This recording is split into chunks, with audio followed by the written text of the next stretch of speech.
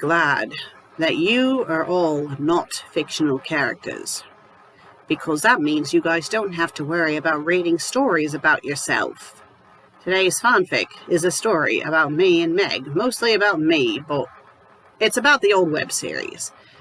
And of course, what does this author have to have this story take place after?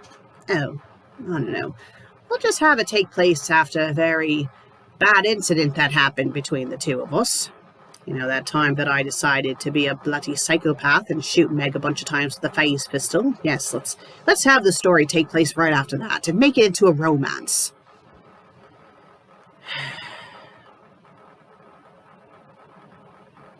We have long moved past this incident. I went and got therapy because of this incident. I got rid of the phase pistol because of this incident. I tried to make myself a better person because of this incident. So having to read this story really brought up a lot of bad feelings, and, you know, it's made me reflect on things. You know, it even made me go back and rewatch some of the old episodes that were mentioned in this particular fanfic and reflect on things, and, you know, seeing how I was back then. Quite the eye-opener. I guess maybe it's not technically the fault of the author, because from the author's point of view, I'm just a fictional character. Yes, the story is called The Uneasy Path of Love. The author is Rube. This is the only story that this bloke has ever written, and I'm assuming it's a bloke because I don't know anyone that would be called Rube who's a guy. Well, I don't know, maybe Ruby, I don't know. I'm just going to assume it's a boy. This is the only story he wrote. It's rated Fiction M. It's in English. It's a comfort romance. It has 6 chapters, almost 7,000 words, 8 reviews, but in reality it was just the same 2 people reviewing the story, and one of those people was the creator. They go by FanFic Critic, but by reading the comments it's obvious that it's the creator, it's not Meg. I don't see why Meg would ever seek this story out, because I know she's still traumatized by me doing that to her. So I highly doubt she would be seeking out fanfiction to relive what happened. So 1 faves, 2 follows, and it was written back in February of 2015. So the story isn't complete, but because it's been 7 years since it was last updated, I'm going to assume it's abandoned, so I guess it's fair game to review. Right, so the story opens up from my point of view. It's like my mindset. It's like right after Archangel had scolded me, and it's me moving Meg over to the bed and, you know, feeling bad about what I had done. And, you know, Archangel comes into the room and is acting concerned about me. It's like, in reality, no, she wasn't concerned about me at all. She was concerned about Meg. And she didn't leave the house that day until Meg said it was okay for her to leave the house, because, frankly, she didn't want to leave me alone with Meg, and I don't blame her. If she had it her way, she probably would have taken Meg back to her place, but I digress. So, the second part of the chapter goes from Meg's point of view. Now, this is all, like, in third person. Well, I guess this would be considered second person, kind of. Yeah, second person. So it goes from Meg's point of view, and, like, it's talking about how she's in pain, and that she realizes that I'm in the room with her, and that she's nervous that I might still be angry, and that I might blast her some more with a phase pistol. But then she's like, oh, wait a minute, I'm tucked in bed. If Susan was mad, she wouldn't be tucking me in, and yada, yada, yada. I somehow realize she's awake. And, you know, we kind of exchange words a little bit where, you know, she's, you know, saying that she's not mad at me and that she's already forgiven me and that she just needs some space. And I go, I'm kind of upset, and I leave the room, and feels bad that she's afraid of me. And it's like, no. The reality of what happened, I was in the room when Meg woke up. But so was Archangel. And when Meg saw me, if she wasn't so immobilized by what I had done, she probably would have jumped up. I mean, she did flinch, but then she kind of, like, just stiffened up. She just looked like she did briefly make eye contact, but then she just kind of, like, noticed that Archangel was in the room and looked at her, and then Archangel was like, do you want me to stay? And she's like, no, it's fine, I'll be fine. And, you know, I tried to talk to Meg, but I could tell that I was making her very nervous, so I went and gave her some space, and that's when I got confronted by Lesbian Jesus. And then Lesbian Jesus was like, oh, maybe you should just have Archangel talk to her. But at that point, when I went to go see if Archangel was still in the house, she had left, and so yes. So, that was the first chapter. So, second chapter, it takes place with me, being a creep in Meg's doorway, watching her review the Edward fanfic. Yes, might as well address that. So apparently, the old web show, it not only spied on our personal stuff, it showed nightmares that we would have. Well, particularly nightmares that Meg would have. I don't know if it ever showed any of my nightmares, but it showed a nightmare that she had, of me blasting her with a phase pistol, except it looked like I was blasting her with a photon torpedo instead of a phase pistol. So yes, that really gave me quite the start when I saw that, because like I said before, I did rewatch those episodes that were mentioned in this story. It was bad enough rewatching the Pirate Fairy episode, or the Red Fairy, not Pirate Fairy, and that was the initial incident, and then rewatching Edward, and it was like, bloody fucking Christ.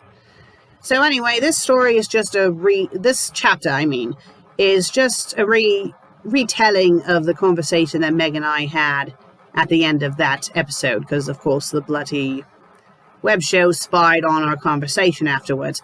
This story made the conversation be more coherent and fluffy, when in reality, I wanted to reach through the screen and slap myself, because at one point I'm like, oh, if you had killed yourself, then yes, you would have deserved me blasting you. And it's like, no.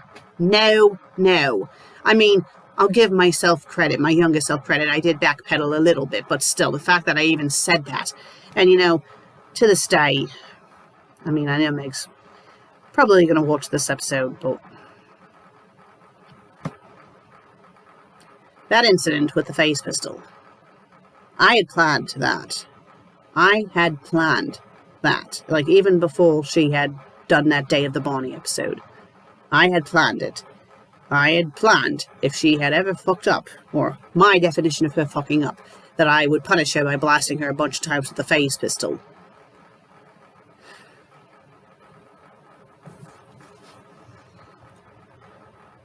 I never told Meg that.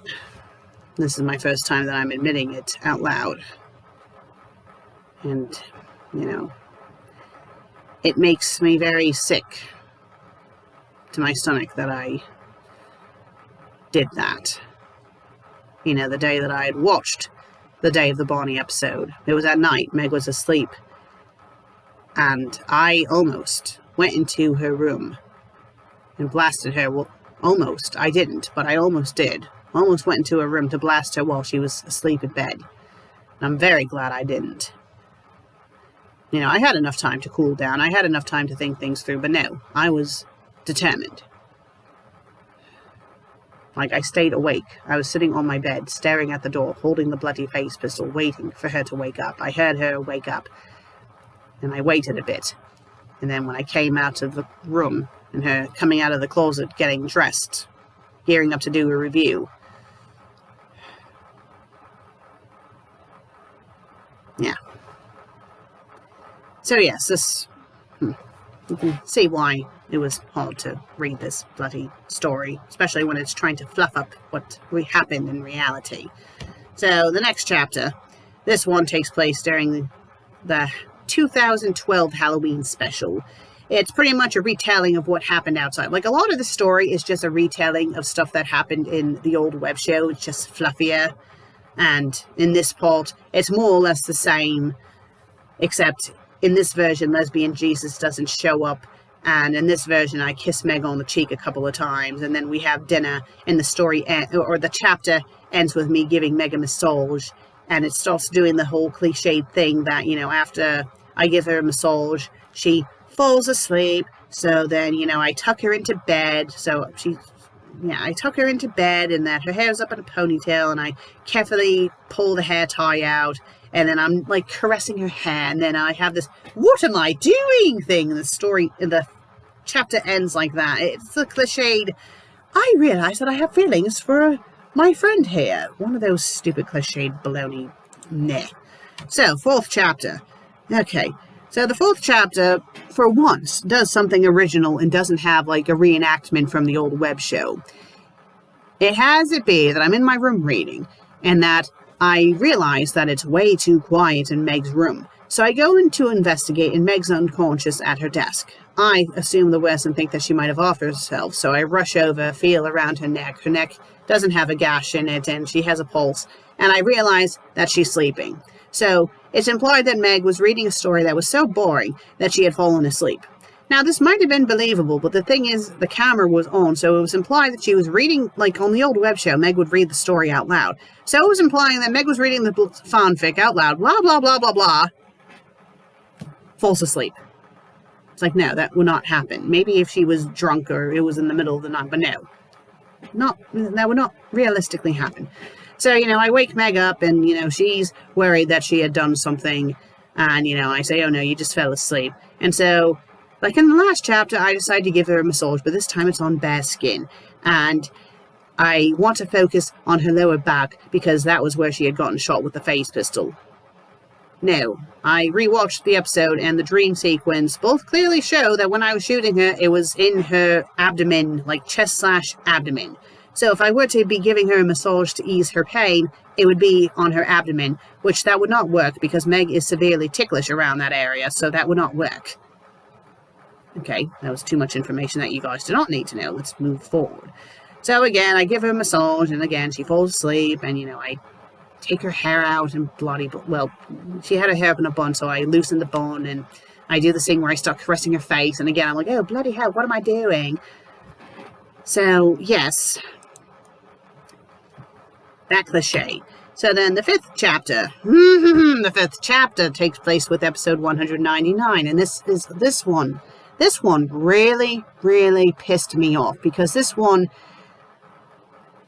let's talk about what happens in the chapter first. So I tell Meg to wrap up the review, and she wraps up the review, and then I admit that I heard everything that she had said. So Meg's like freaking out and apologizing about, keeping the fanfics a secret, and then, I'm trying to say something to her, but then she keeps interrupting, and then she's like, oh, I'm sorry about making fun of you, it was unintentional, blah, blah, blah, and I'm trying to say something, but then she just keeps on going on. She's like, oh, I know you're mad, I should have told you, and then I panicked, and da-da-da, and then, Meg makes a point of saying, it is kind of creepy when, I wake up and you're standing over me, and yes, so I tell Meg to calm down, that I'm not mad, and that I'm a little annoyed, but the only reason why I'm annoyed was because, we have read worse stories about ourselves up until that point, so me being mad made no sense. Well, in this story, it made no sense.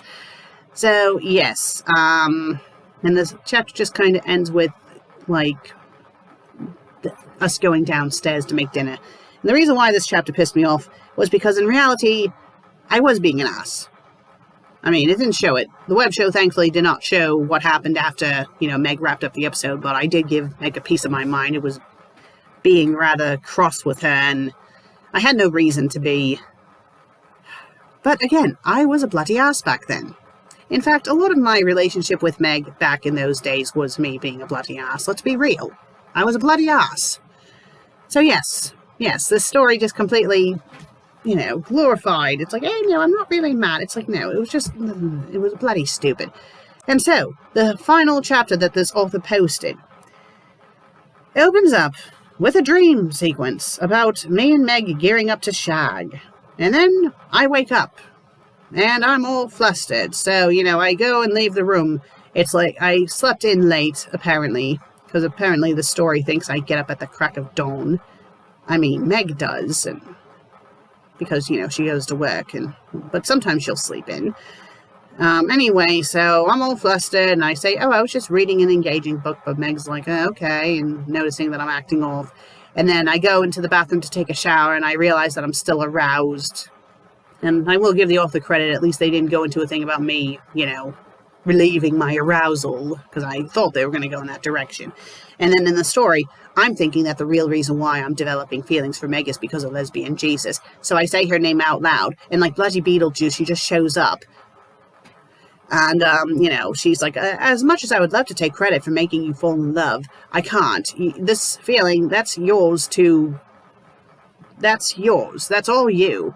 And, she asks, oh, have you ever been in love before? And I'm like, oh, no, I haven't. She's like, oh, well, that's why you don't realize that it's love. And that's pretty much how the bloody story ends. Like, again, this is an incomplete story, but it's not going to, obviously the author is not going to complete it. Like, if this story wasn't about us, I don't think I would mind it too much. And it's not that I don't like it because of us being a couple. I don't have a problem with that. What I have a problem is when this story takes place and how this story tries to glorify something that was not a happy time for either of us. You know. I mean, it was kind of like the Overlooked Feelings story, where that takes place after Meg killed me, but even that I would say was more realistic than this. Because, you know, how I felt about Meg after that incident was oddly... It caused me to care about her more. It's hard to explain. Like, I think it was because, yes, she had done that, but she felt bad about it, and when she saw that it messed me up, you know, mentally, she erased my memories, not to, you know, undo what she had done to make herself feel better. She did it for me. She did it to help me. And I think that's why she was so pissed off that I deliberately went and got my memories back, because, you know, she was afraid that I would snap.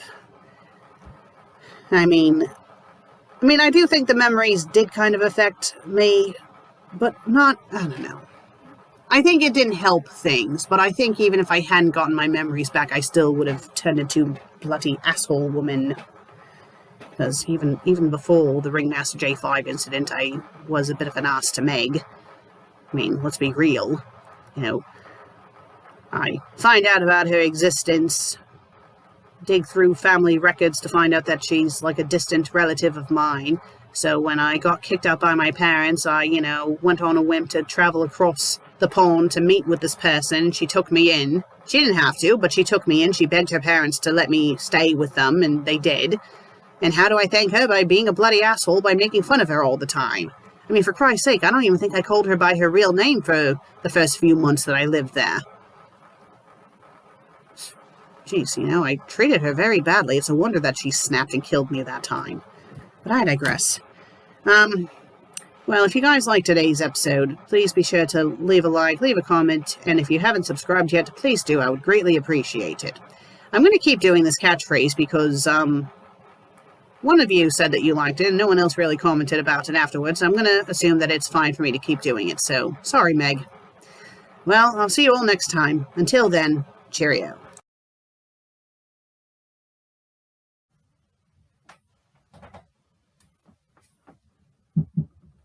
Hey. Oh, hey. Which book are you on right now? Oh, the 5th book. It's a favorite of mine. Speaking of books... I started reading the 1st book. It's not bad. Good. I told you you'd like them. I'm assuming you just finished filming an episode of your web series? Oh, yes, wanted to talk to you about that, actually, just to give you a heads up, because you might not want to watch this episode. Okay, why is that? Well, this episode, it's about us. Okay. Well, it takes place after the phase pistol incident.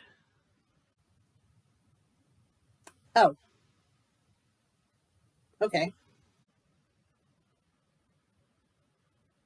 Yes, it's a romance story, but it takes place after the phase pistol incident, and I just wanted to warn you that it kind of retouches on things that happened during that time, so I just wanted to give you a heads up, just to warn you. If you don't want to watch the episode, that is fine.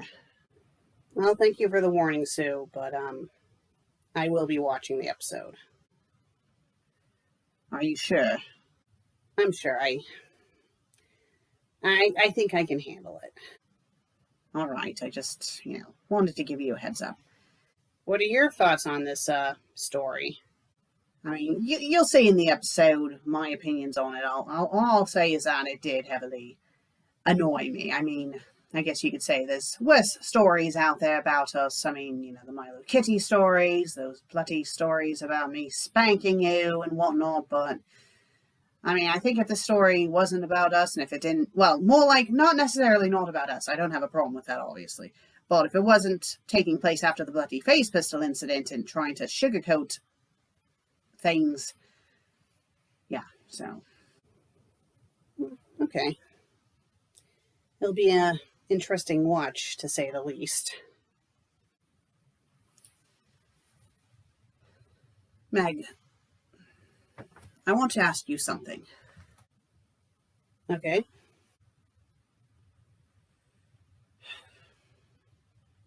Do you still have nightmares about that day? Why are you asking? Well, I'm asking because the old web show, it didn't just show personal conversations between the two of us. It showed a couple of your nightmares, as far as I know. It did. Yes. One nightmare, it was from the Edward episode. The episode opens up with like a reimagining of me blasting you with the phase pistols. More or less the same of how it actually went down. The only difference was is that the room was a lot darker. There was like this weird music playing. There was rain, because it was raining in your room for some reason. And the blasts coming out of the phase pistol looked like photon torpedoes. Yep, that's pretty spot on. The other dream, well, you told me about this dream. I remember that, or more like I forced you to tell me about this dream. But it was during one of your Halloween specials. It was after I had blasted you the first time with the phase pistol out of anger, and it was the nightmare that you had told me about, where you're being chased around the house by a Grim Reaper, and then it turned out to be me, and I shoot you with an actual gun, and you wake up. But back to my original question. Yes, I do sometimes still have nightmares. Do you have them often?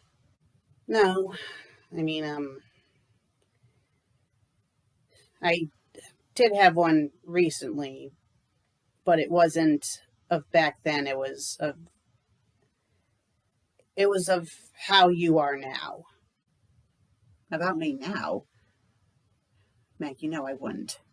I know you can't always control your dreams, Sue. It's not that big of a deal. Just, I know you wouldn't do that now. Right.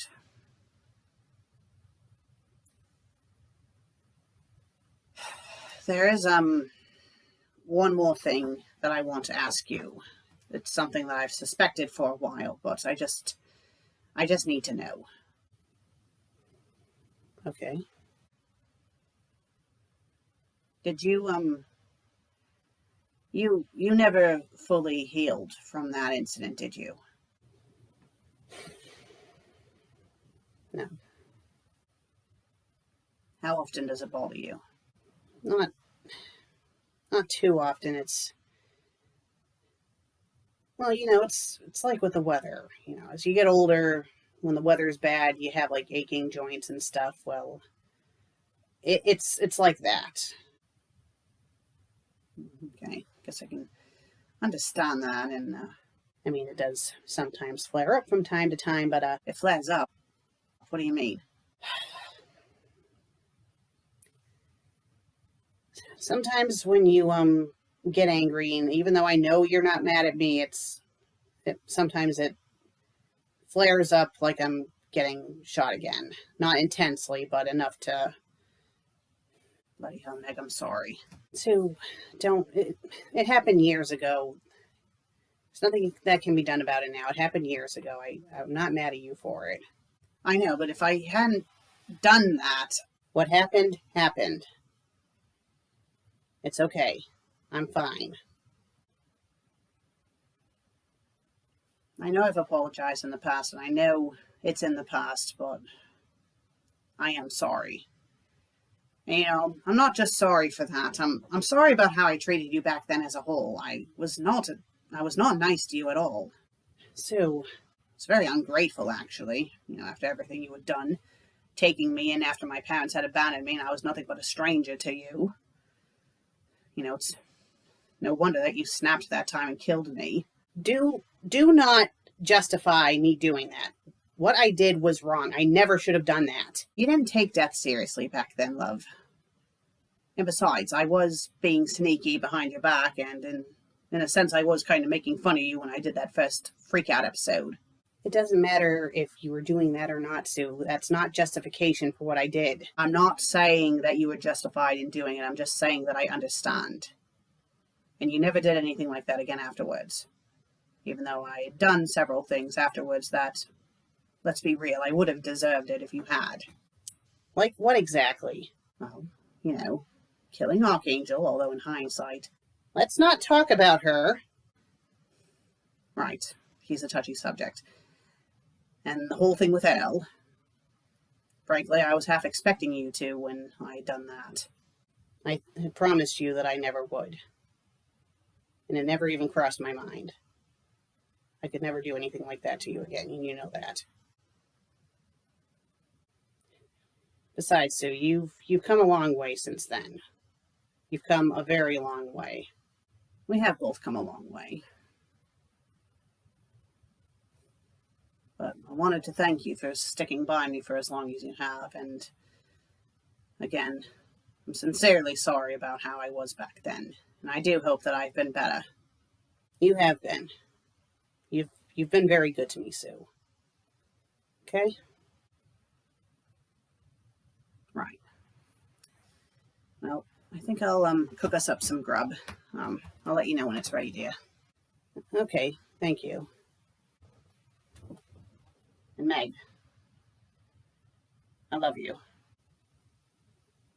I love you too, Sue.